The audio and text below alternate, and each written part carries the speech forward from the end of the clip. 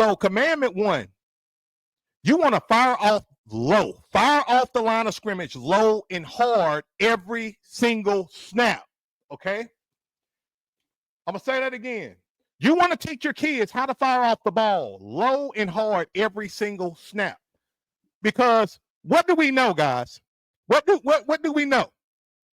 The low man wins, right? The low man wins. And so we make it a prerogative. We make it an essential, a mandatory rule for our guys that when you block, we want you to block low. We want you to block fast and explosive. Because if you don't, you may be going against a defensive lineman, defensive end, linebacker who's going to put you on your butt. Can anybody tell me why do we want to fire off the ball low and hard every single snap? Let me know. Why do we fire off the ball as offensive linemen low and hard every single snap? Y'all let me know in the comments. Let me know. Let me know.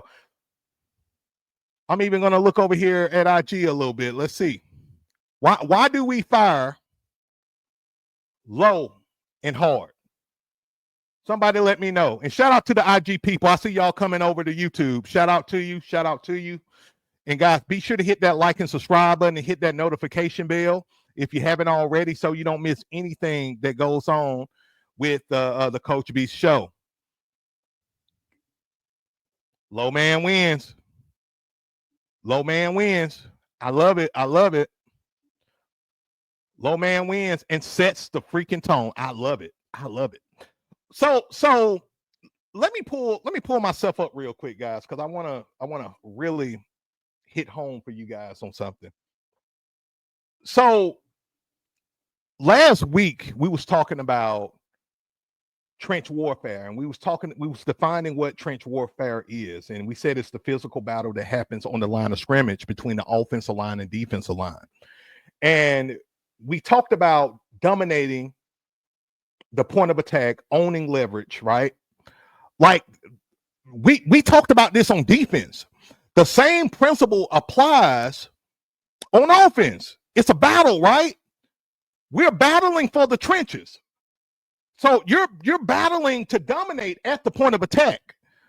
You're battling for leverage. You want to own leverage. You don't want the defense to own you.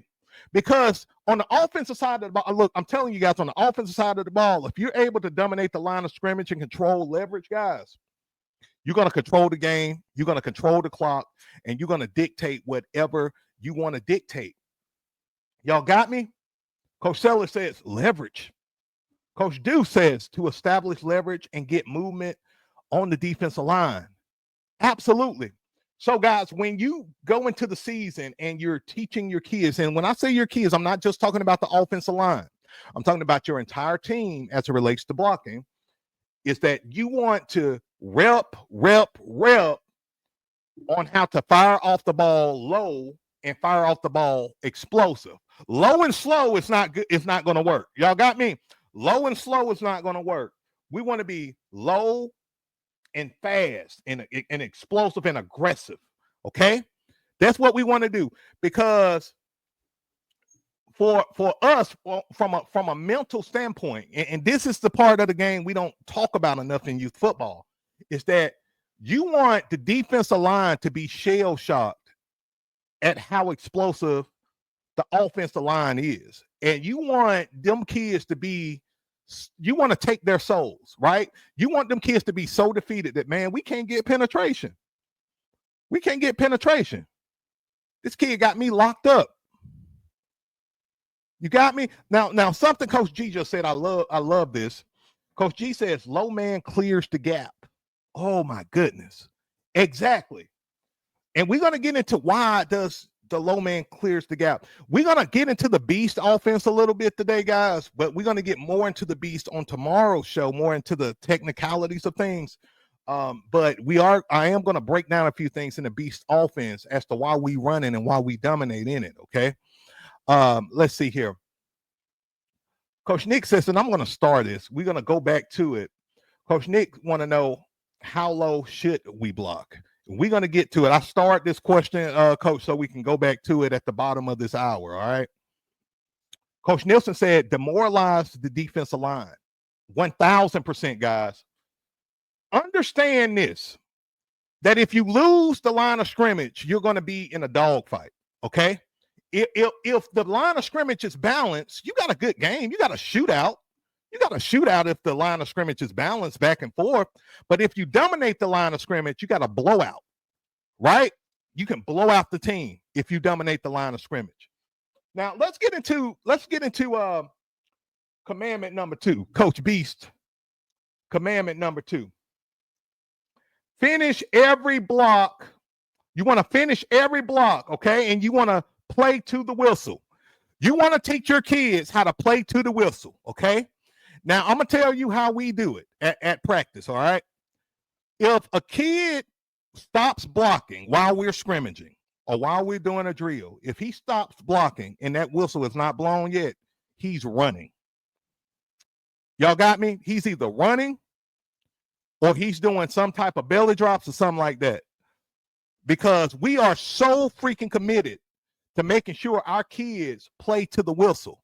We do not want a kid to just push a kid, stop, look back. Did I finish my job? No. We want you to play to the whistle. I will not get mad at my players if they're driving a kid, that whistle blow, and he's still trying to block them for 1 or 2 seconds. I will not get mad at that kid for doing that because I rather them overperform than underperform. Y'all got me? It is so important, and I really want y'all to grasp this, to eat this up, okay? That when you are doing your practices and you are teaching blocking and your kids are repping blocking, whether it's through scrimmages or drills, okay? Make sure that you analyze your kids and make sure they're blocking until the whistle blows. Y'all got me? Because if you don't do it, what's going to happen is they're going to develop bad habits. If you let them go, if you let it go where they're doing piss poor blocking, guys, at practice, and they're half, at practice, and they stop it, and the whistle haven't blown, the play still going, the play not dead, they're going to do it in the game. Y'all got me?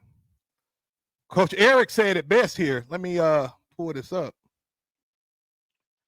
Coach Eric said it best. Better to be too aggressive than not aggressive enough. Exactly.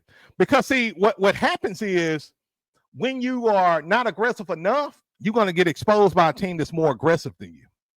If you are aggressive, guess what? That other team knows it. The coach knows it.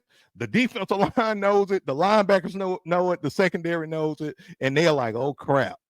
We playing some kids who not scared. Y'all got me? Coach G says, first level, second level, third level, pancake, and mop, scrape it out to the whistle. Yeah. Yeah. And this is why I tell you guys, and I try not to make fun of this, but a lot of guys do get mad at me when I do this in my videos. Coach is like, hey, little Johnny, it's okay, man. It's all right. It's okay. It's okay. We'll get them next time. If you are babying your kids at practice, I'm telling you, during the game, you're gonna play a team that has no mercy on little Johnny. Gonna have no mercy on little Johnny. And now you got to defend little Johnny because he just got ran over. He just got pancaked. He just got demoralized, right? You don't want to be that team that gets embarrassed by a team that's practicing better, harder, more aggressive than you. Don't be that team, guys. Y'all got me? Like, this is vital. If y'all feel that, guys, hit that like button. If y'all feeling what I'm saying, put a 1 in the comments. Put a 1 in the comments. Let me know that I'm preaching the gospel over here, guys. Because I want you guys to buy into playing aggressive and tenacious and fast and relentless. I'm sick of, like, literally, I'm getting on my soapbox here. I'm sick of coaches treating kids not only like babies, but like they got mental issues, like they're not capable. These kids are smart as hell. You hear me? These kids are smarter than what we were growing up. Y'all got me. So you have to treat these kids like student athletes because that's what they are. Y'all got me? Like little Johnny, if he's playing football, little Johnny's not just a student. He's a student athlete. He's a young student athlete, but he's a student athlete. So we have to be intentional, and we have to make sure that we treat these kids like student athletes. What separates student athletes, right? And y'all let me know this in the comments.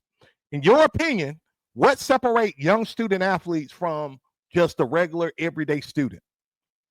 Let me know. What separates a student, particularly a youth football player, from just a regular grade level student? Let me know. Somebody let me know. Because I will tell you what separates student athletes, in my opinion, is they undergo a higher level of adversity. They undergo a higher level of leadership training. They undergo a higher standard and expectation of academic excellence. Y'all hear me? They understand what hard work is a little harder, especially on the physical, mental strain level, on the stress level. They understand it a little bit more. They should be understanding it a little bit more than the average Joe, right? They should understand teamwork at a higher level than just a regular kid, okay? Y'all got me. It's a reason why when student athletes graduate high school or graduate college, that employers are looking for to hire student athletes, because they know the student athlete has undergone years of adversity and training that has molded them into a leader, a team player, know how to deal with problems, solve problems under pressure, deal with critical issues, right? This is why, this is why student athletes stand out more than the average bear. So as a coach, you can't get yourself in a position to where you're babying these kids out on the football field or basketball field or baseball field or soccer field. I got daughters. I got two daughters who played soccer last year, and I had one who played volleyball, right? Look, soccer is no joke. Those kids are dogs on the soccer field. I would never disrespect soccer, ever. Because at least in the league they were saying, those kids understood the assignment that you got to play more aggressive, more fast, more ferocious. You can't just think and then act. You need to think while you're acting, right? And that's how you got to teach your kids.